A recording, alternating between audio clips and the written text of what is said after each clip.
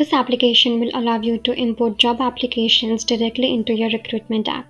For that, you need to go to your recruitment application, go to Job Application Import, and click on Job Application Import.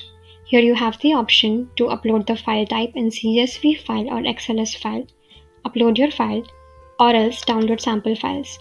You can download the sample files in two different formats from here.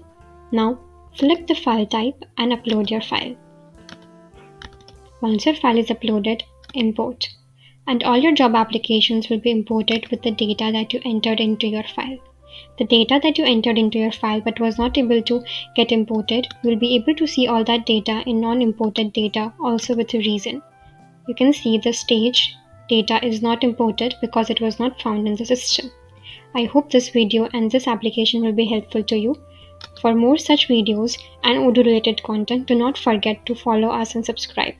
If you like this video, please press the like button, and if you have any other questions regarding Odoo, please leave your questions in the comment section below and we will get back to you with a solution.